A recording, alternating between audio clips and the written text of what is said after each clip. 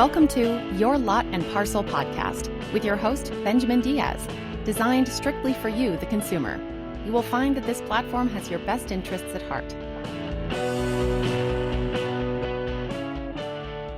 Welcome to our show. This is Benjamin Diaz, your host. You may be astonished or maybe not. We'll leave it up to you as to what can transpire between a landlord and a tenant. In this episode, we're talking about fair housing, landlord rights, tenant rights, and much, much more. Allow me to introduce to you our guest today. She is a certified HUD housing counselor for the organization known as Eden Council for Hope and Opportunity in the city of Antioch, California. Let's welcome Delia Pedroza. Thank you, Delia, for being in our show here this afternoon. I appreciate your taking time to discuss the HUD program. I understand you are a certified HUD counselor. What goes into becoming a counselor as such, Delia? Yes, and thank you so much for having me on. Absolutely. Yeah, so what goes on to becoming a HUD certified counselor is, for one, work for a nonprofit that is registered with the Secretary of State of the United States Housing Urban Development. And it requires to study 6 modules, which in brief, you're going to have financial management, budgeting, credit. You're going to have housing affordability. You have to figure out, come up with a formula as far as figuring out the ratios, if, right. The housing is going to be affordable or not, if it's way over their income, especially the cost. What cost is involved, rent versus buying. And the modules also have, you have to go through the foreclosure, process, the timeline, relocation assistance, and the enforcement agencies that can enforce scams when it comes to modifications and things like that. I see. Okay. Also, it covers the fair housing, history of fair housing, and it covers retaining tenancy, as well as the entire eviction process in how to apply counseling efforts to make sure that you provide the best resources and the best actions for, residents to take or tenants. Very good. Would I be safe in saying that these services that are regulated by HUD, are they available in every state, Delia? So the every state will have their own district office as far as HUD, which is the housing urban development. So every state will have a district office. There you go. Good. That's good to know, because they can look into what's available for their locale. So the question, one of the questions I had is fair housing. What is it? And how does that work, Delia? Yeah, so good question. So fair housing, what is it? So fair housing is the law of the land when it comes to equal housing opportunities. So the Fair Housing Act of 1968, it was signed by President Lyndon Johnson. Yes. Which this meant that it would ban racial discrimination in housing. I see. And the Fair Housing Act followed the Civil Rights Act of 1964. So it is a civil rights law that's in place to ban discrimination. All right. Okay. Very good. And of course, sometimes there are legal, I would think, legal ramifications if a landlord under that agency does not adhere to these regulations. Are there any penalties incurred for not?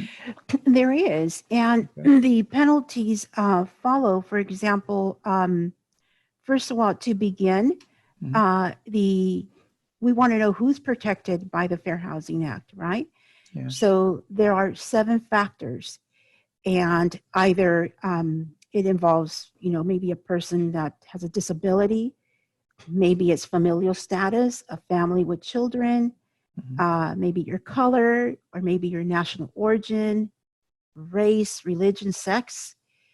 And because characteristics, which I just mentioned. There's others that have been added just as we have moved forward. Like, for example, maybe, occupation, if, and we also have protection for the LGBT community. So what happens when you are a protected class based on the 7 characteristics, and you go out looking for housing, and for some reason, maybe the screening of your application or the qualification went a different direction when you knew you were an excellent candidate for the, let's just say, for the apartment. So this would lead to possible ramifications if the property manager or the landlord did not apply the screening process equally to everybody. I see. So I can see that, definitely. Can I ask you, would you have any, an experience or anecdotal experience you might want to relate concerning housing discrimination? Of course, with an eventual positive outcome. Would you have? Right. Okay, so I do. In fact, it was one of my first case when I first started with Echo Housing. Yes. And it was a person with a disability. She was blind. And her Section 8 was terminated in July of 2017. When she came to me, it was August of 2018. And she had been battling, trying to get answers from the housing authority. Yes. And she wasn't able to. So by that time, I was already, getting training from Angie, and I was already looking at my modules and stuff like that. So she turned out, because of her disability, remember, she was protected. She's one of the 7 factors that are protected under fair housing. Yes.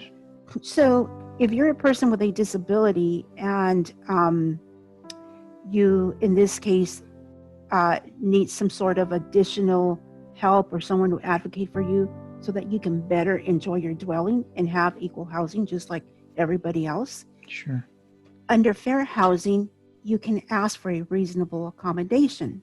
In this case, for this particular case that we're talking about, we had submitted a request for a reasonable accommodation to the housing authority, asking them to change their rules and policies and to allow time for this tenant to have access with extended time to submit her documentation, or to have someone, a third party helper, submitting the documentation. The third party would have been me. So, and just going back, before I was involved, the tenant shared a few communications by email going to the housing authority. She was already asking for help. She was already telling them, I'm disabled, I can't get there, I need help. My daughter, who is under 18 years of age, is helping me. So right then and there, that triggered the reasonable accommodation. Yes. So she had already been asking this agency to apply the Fair Housing Act and allow an accommodation. That didn't happen. Months had gone by. Oh, my. So what I did is I studied the website of our county housing authority. Yes. And I happened to learn that they have a Section 504 coordinator. So a Section 504 coordinator under the Fair Housing Act is there. It's allowed for example, housings that receive federal funding, and like Section 8, which they have federal funds for rental assistance, must have a 504 section coordinator to help persons with disabilities with accommodations so that they can have equal housing like everybody else. So I learned that the housing authority had that department, and they did have an officer that was in charge handling these sort of type of accommodations. So we reached out to them a few times, and we were not getting, the accommodation, acknowledged. And we were finding that there was a lot of delay tactics. We were finding that, they were just bouncing us all over. So at that point, then we figured we need to escalate this to the to HUD, and we did that. And through HUD's investigation, by contacting the tenant, contacting me, looking at the paperwork, contacting the housing authority, um, it was discovered that there was a fair housing discrimination. So they elevated that to a charge. But before that, what happened is that the housing authority was able to reach a settlement with the tenant. Okay. So they ended up restoring her housing choice voucher all the way to July of 2017. But during that time, the tenant had to come up with, out of her pocket, like getting loans or getting help from families. Yes. So every so often for her to make her full rent payment. Some of those funds were also restored and they were given back to the tenant. Okay, so good. I find that this case was very, I seem to bring this one up because this had already been going on for some time. And there was already enough documentation, that the tenant was asking for help. And she was saying, I'm a person with a disability. I need an accommodation. And seeing those emails, not being, not having someone or housing authority having someone help her out, that kind of led me to kind of find the actions that were taking place that would only count as count one for housing discrimination, count two, and, putting that together and in a chronological order, sending it to HUD, that was able to clearly show that, this person was discriminated because when she asked for an accommodation, multiple times she was ignored or denied. Yeah. So I always use this case because it, like I said, it something with our Contra Costa County, it's kind of hard to, get your Section 8 voucher. Yes. But a lot of pushback and really citing the Fair Housing Act and the accommodation, it really got us to the point where she was successfully had her complaint acknowledged. She, this was investigated, and the outcome turned out to be that, yes, there was a fair housing discrimination. Yes, I can see how that you would remember that. It underscores the importance. So that was a wonderful outcome then. So sometimes I would think maybe just landlords are just not maybe well educated. Let me ask you this: landlords. How does that work? And with being a landlord, and any workshops for educational things that they need to know? Yes, and I do want to add, as far as a workshop, that where the HUD, orders and they are found to be, in violation of the fair housing. One case in, it was in Modesto, California. So one landlord was seeking tenants through a shelter, through a hotel in Modesto, California. And this case here, it's one that I also keep in my records because I always go back to this and I'm thinking, wow. So in California, a landlord was accused of offering homeless women reduced rent in return for sexual favors. Oh my. So yeah. So there was a project, it was Project Centennial who took the case, and they filed it with HUD. The outcome of this was that the landlord in Modesto, California, who owns about maybe 20 rental homes with his wife, Lal, they were ordered to pay $195,000 to settle the housing discrimination. And in this case, they were also ordered that they could not have any rental agreements with these former tenants. In addition, they were also ordered to attend fair housing training. There you go. In some other settlement cases, I've seen that they, seek money damages, and they also seek for tenants or landlords to obtain fair housing training. But I've also seen where they order the landlord or property managers to also distribute fair housing discrimination brochures. So the ramifications it can add, and it could stay on their record as well. So Definitely. that was Yeah. another case Well, that's interesting. that I felt was interesting to share with Yeah. you. Thank you. So it would seem to me then also that the tenant would need probably educational workshops too. Do you have that available? Exactly. And that's a good question. So, yes, we do have workshops available. Yes. And we also put our workshops on our webpage. Mm-hmm. So, we try to, our job is to also outreach, and our job is to publicize fair housing. Yes. So, just before the COVID, I mean, we would do door knocking. We Mm-hmm. would even do site visits if there was a complaint. So we're starting to gradually get back out there, of course, wearing the protective gear and making sure that we keep others safe and we're safe as well. But we do outreach, and we do a lot of grassroots, campaigning for fair housing. Um, and as far as the workshops, again, we do have one, and we're coordinating to come up with one that would cover all counties in California. So yeah, so if you can go on our website, I'm sure, once Angie, our coordinator, pins down a date and gets this workshop coordinated, they'll probably post it on our webpage. There you go. Very good. Mm-hmm.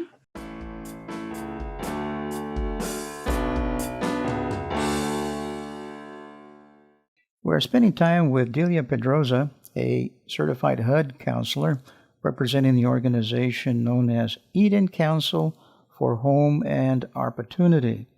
And she is discussing the relationship between landlord and tenant. Tenants, does that involve Section 8, which is where the rent is subsidized? Is that what we're talking about under HUD? So, okay, so Section 8, I mean, it could be and it cannot, it depends. So, Okay. for example, it could become a fair housing issue Mhm. if the tenant is moving to another home with their Section 8, Yeah. and the landlord may say, sorry, we're not taking any Section 8, Okay. you know, any tenants with Section 8. I see. So they're not mandated to be a part of that program. Well, Landlords, I'm talking about. yeah, well, that's what I'm saying. It could become a fair housing discrimination issue Okay. if the tenant, for example, they're moving from one home to another, I see. and the new landlord is saying, sorry, we're not taking any tenants with Section 8. Okay. That could become a fair housing discrimination because Really? Okay. as of January 1st in California, Yes. if a landlord says no to a Section 8 voucher holder, they could be found to be in violation of the Fair Housing Act. So tenants could no longer say no to tenants coming with a Section 8 voucher. I see. On the other hand, it could become a tenant landlord if it involves an issue with the lease agreement, okay, Yes. or with a rent increase. So at that point, it could become a tenant landlord. I see. Okay. When you receive a voucher, is that based on the individual's or the tenant's income, monthly income? How does that work, Delia? Yeah. So just in brief with the Section 8, they do have to qualify, and they do have to meet the county income limits. So, and if they do meet the county income limits and other criteria with Section 8, along with other supporting documentation, then yes, it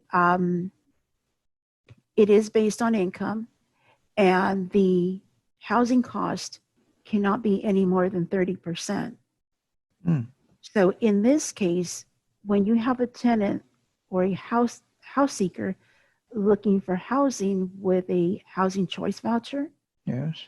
the qualification is a little bit different Oh. because, yeah, a tenant without a voucher would have to qualify, demonstrating that they're making maybe 2 to 3 times of the amount of the rent, of the base rent.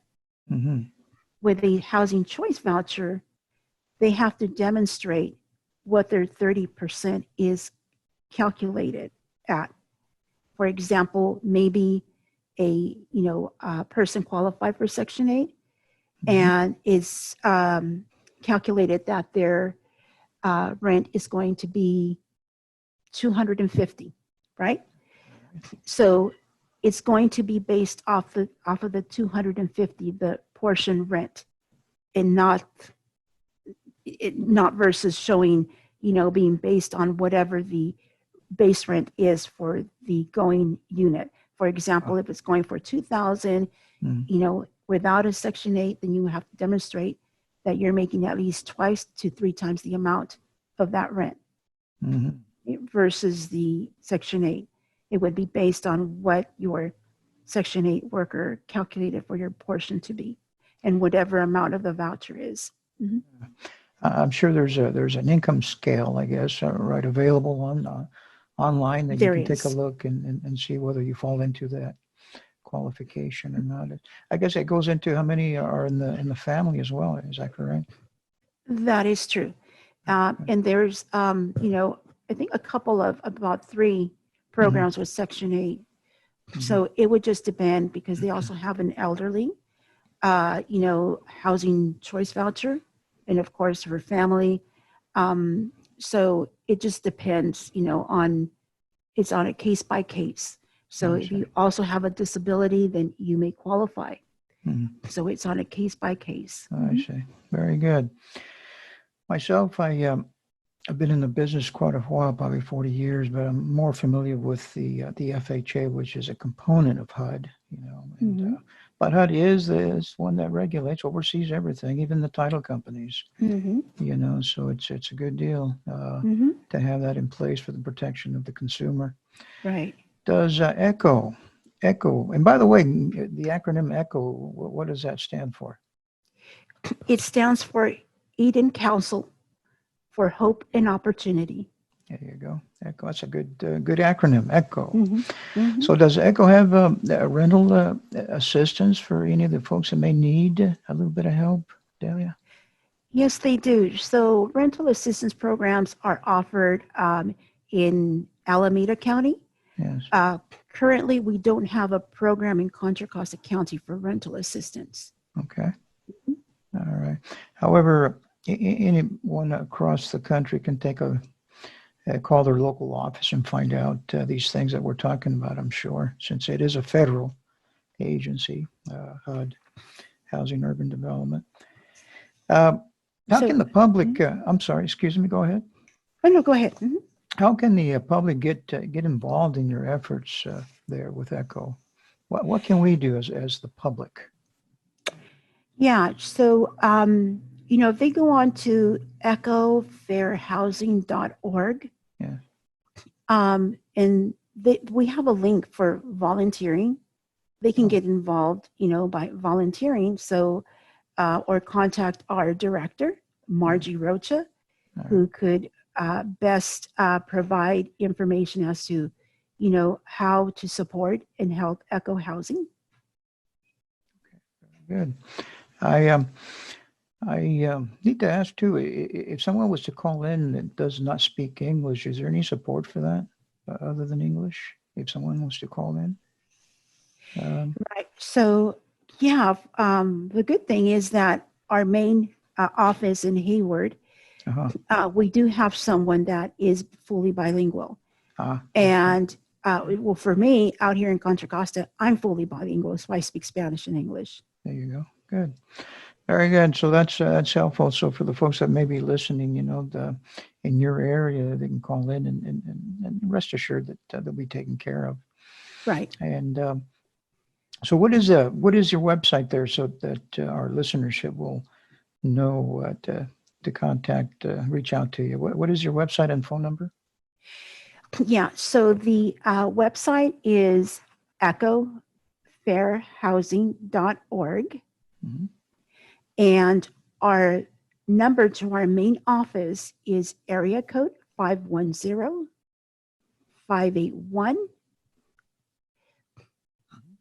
I went blank. 9380.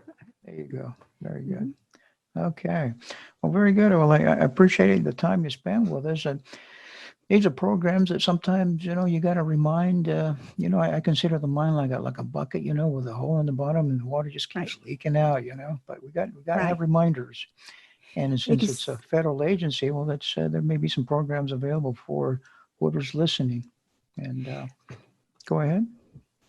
oh no, no, yeah, I just wanted to mention also about our tenant landlord program, Yes, go ahead. because I think this is one that's very crucial right now All right. during the COVID-19 or pandemic that we're living under. Absolutely. So, following the statewide emergency declaration, the governor's emergency statewide declaration Yes. back in March, other local municipalities adopted their own ordinances, which provide protection against evictions and rent increases. Okay, so it's important that tenants be informed of the ordinances that are in place.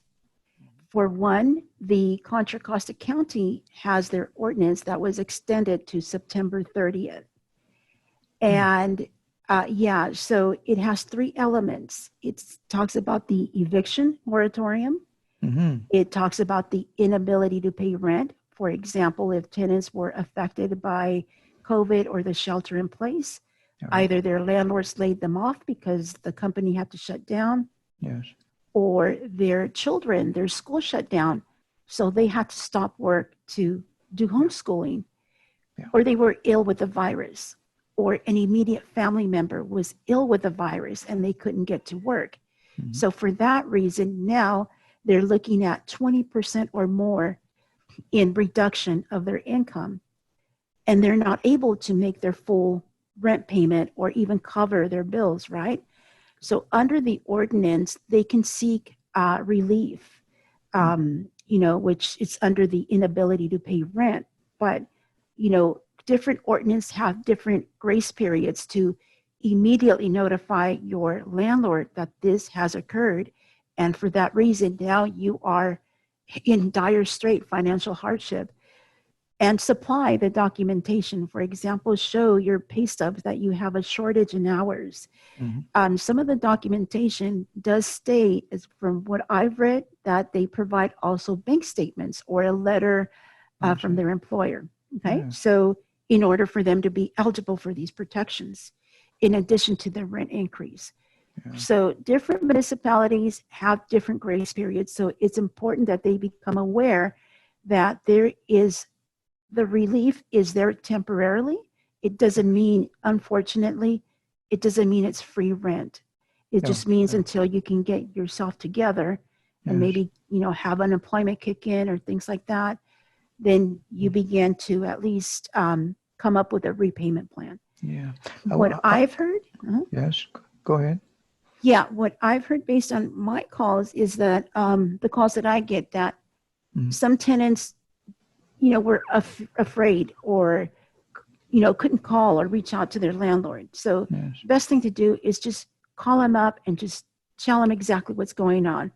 Okay. And just be informed of, the local ordinances, get updates, call Eco Housing, because we also have these ordinances on our website. Okay. Mm-hmm. Some tenants were misinformed, and they just got served with a notice to terminate the tenancy. These notices in Contra Costa County have to have two, elements with it. It has to have a notice to, a notice about the tenant's rights. Okay. In some cases, a written statement as to why the landlord is terminating the tenancy. Okay, so it's important that they do communicate with their landlord or call. Okay. Mm-hmm. Absolutely. Having said that, I would imagine there's also some programs for the landlord, since he's, probably has a mortgage, right, on the property. And I know there's mortgage Ooh, reliefs out there. There's forbearances and deferments and even yeah. loan modifications. So Ooh, there's good question. yeah, Mhm. there's both sides of the table there. There's some services there for relief under the challenging times we're in right now. But Can I okay. just Can I Please just say do. something, Benjamin? Okay. Please So do. yeah, so under the CARES Act, yes, there was, and they can find this information if they go onto the HUD website, Yes. HUD.gov. Mhm. They can find out the expiration. So as far as the information that I've gotten, I've been looking, help for landlords may have expired July 25th. But I also wanted to talk about private landlords, which is Yes. called mom and pop landlords. Yes. So they're the ones that are going to be hit the hardest because Yeah. there wasn't any relief there. Yeah. And so we're going to see, a pretty bad outcome because of this. Yeah. Yeah. Pretty tough. But just a matter of looking for services such as tenants and what you had indicated. And of course, there's plenty. I'm involved in the mortgage industry. I'm a certified underwriter, and like I said, been around for a good little while, 40 years or so. So I've gone through a lot of economic changes along the way, where recessions and especially this last one we had in 2008.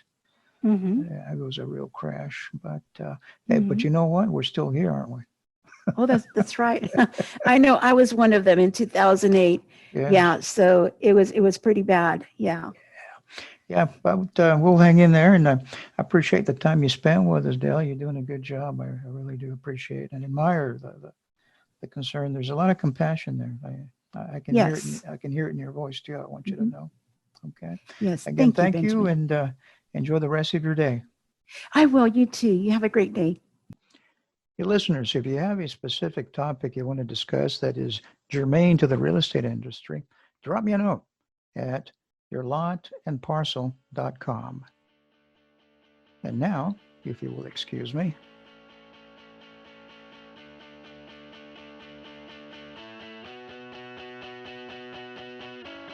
This program has been produced by Isaac Diaz with music by Echo Foxtone.